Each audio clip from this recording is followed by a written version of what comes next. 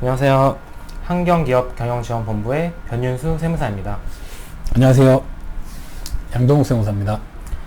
세무사님, 네. 제가 일을 하다 보면은 네네. 개인 사업자 중에서 네. 사업이 어느 정도의 이제 안정 궤도에 오르신 분들이 네. 저한테 법인 전환을 하는 게 어떻겠냐 이런 네네. 식으로 많이 상담을 오시는데, 그쵸. 과연 개인과 법인 사업자 어떤 큰 차이가 있을까요?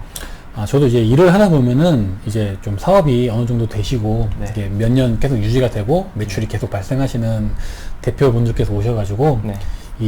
내가 이제 이 개인을 하고 있는데 이걸 법인 전환하는 게 어떻냐 이렇게 실제로도 많이 여쭤보세요. 네. 근데 이제 물론 이제 개인 사업자의 장점, 단점이 있고 법인 사업자의 장단점이 있는데 네. 제가 그거를 설명을 일단 해드리기에 앞서서 일단 법인 전환이 무엇인지를 간단히 설명을 해드린 다음에 그거를 제가 설명해 드릴게요. 네.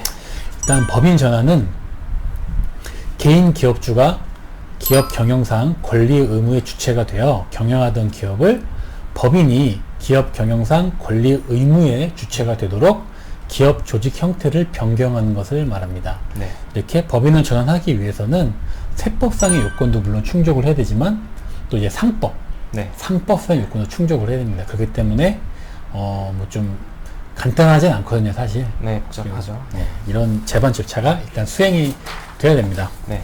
그리고 이 개인 기업의 장점이 있는데 개인 기업의 장점은 사실 법인의 단점이 되기도 해요. 네. 그러니까 개인 기업의 장점은 법인의 단점, 그리고 법인의 장점은 개인의 단점, 이렇게 생각하시면 편합니다. 네. 그러니까 제가 먼저 개인 기업의 장점을 먼저 설명을 해드릴게요. 네.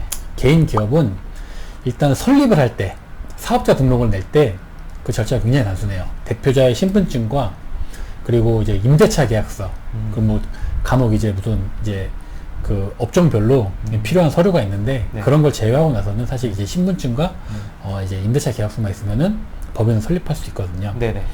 개인은 설립할 수 있거든요. 근데 법인은 필요한 서류가 많아요.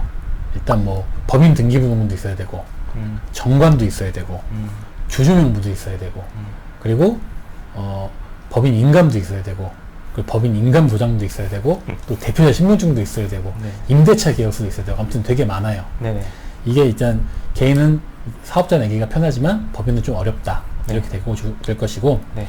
그 개인 기업은 일단 법인과는 다르게 법인 이제 주주가 있고, 네. 그리고 또 이사회라는 게 있잖아요. 그렇죠. 네. 근데 개인은 그런 게 없어요. 네. 그래서 대표자 1인이 그냥 자기 하고 싶은 대로 하면 돼요. 내가 뭐 이걸 살 거다, 이걸 뭐 늘릴 거다, 투자를 더 많이 받을 거다, 네. 이렇게 하면 돼요. 그래서 네. 신속한 의사결정이 이루어질 수 있어요. 네. 그리고 만약에 이제 그 개인은 이 소득이 발생을 하면은 네. 소득세를 내고 남은 돈 있잖아요. 네. 그 돈으로 뭐 땅을 사건, 뭐 아파트를 사건, 뭐 차를 사건, 뭘 해도 자유로워요. 네네. 쉽게 얘기해서 네. 자금 활용이 굉장히 자유롭다는 거죠. 네. 근데 이것은 다르게 얘기하면 그대로 법인의 단점이 되는 거예요. 네. 일단 신속한 의사결정을 할 수가 없죠. 네. 그렇죠. 뭐 주주에게 동의도 받아야 되고, 뭐 채권자의 동의도 받아야 되는 것도 있고, 그리고 뭐 이사회를 소집을 해야 되는 경우도 있고, 그렇기 네. 때문에 일단 의사결정이 좀 늦다. 그리고 자금 활용이 자유롭지가 않습니다. 개인에 어렵죠. 비해서. 네네. 왜냐면은 이 법인 통장에 있는 돈은 이 대표자의 돈이 아니에요. 네.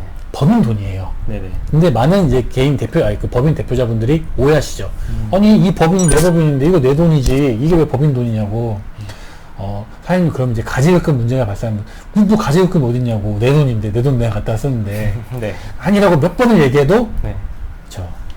좀 이해를 하기가 좀 쉽지가 않죠. 어쨌든, 네. 자금 활용이 개인에 비해서 굉장히 제한적이다. 그리고 세율 부분도 있습니다.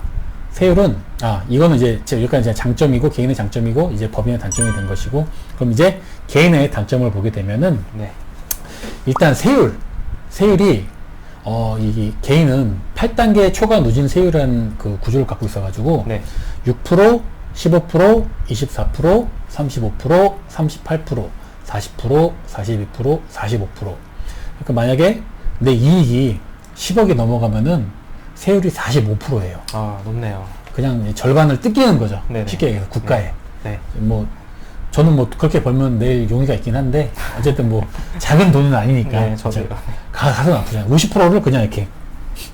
어쨌든 뭐 네. 그런데 세율이 네. 높다, 세율 구간이 높다. 내 그 이익이 많이 발생할수록. 그리고 대외 신뢰도가 아무래도 낮을 수밖에 없죠. 뭐 입찰이나 이제 뭐 건설업 같은 경우에 특히 입찰이나 이제 수주를 넣을 때 네. 그냥 개인이 넣으면은 그냥 안 하죠. 네. 안 해주죠. 네. 이런 단점이 있고, 그리고 이 개인은 무한 책임이에요. 만약에 이제 뭐 어음을 못 막아서 막 부도가 발생을 했어요. 네. 이 개인 사업자가. 네. 그러면은 이거 그냥 대표자가 그냥 다 독박 쓰는 거야, 쉽게 얘기해서. 그쵸? 음. 이런 단점이 있는데, 네. 이게 반대로 얘기하면은 또 그대로 법인의 장점이 됩니다. 네. 일단 법인 또 세율 구조를 보게 되는데, 법인은 10%, 20%, 22%, 그리고 또 25% 이렇게 네 가지 구간이 있어요. 네. 아까 45%랑 25% 생각하면은 세율이 좀 확 낮죠. 네, 확 났네요. 확 낮죠. 네. 그렇기 때문에 일단 세부담이 좀 낮다. 네. 그런 부분이 있고, 그리고 아까 이 대외 신뢰도가 개인은 낮다고 했는데, 네. 법인은 입찰이랑 수주에 있어서 용이한 부분이 있습니다. 아, 네. 그렇죠. 이런 부분이 있고, 네. 그리고 아까 이 개인은 대표자가 뭐 이제 만약 어음이 막 부도 나게 되면은 독박 쓴다. 이렇게 말씀을 드렸는데, 법인은 이 지분 비율에 따라서, 우리 그러잖아요. 그 주식, 자기가 그 보유한 주식에 따라서만 이 책임을 지는 거잖아요, 사실. 네. 이 주식만 그냥 휴지 조각이 되면 끝이지, 네. 그 이상의 책임은 안 지잖아요, 법인은. 네네. 물론 예외적으로 과점주주라든지 뭐 네. 그런 경우에는 물론 이제 그 지분 비율에 따라서 뭐 이제 제2차 납세금을 지는 경우가 있는데, 네네. 대체로는 이 자기 주식만 그 휴지 조각이 되면 되는 거예요. 네. 그 때문에 좀 유한 책임이 있다. 요런 부분이 있죠. 네네. 예, 그래서 이렇게 장단점에 대해서 좀 제가 설명을 드렸습니다.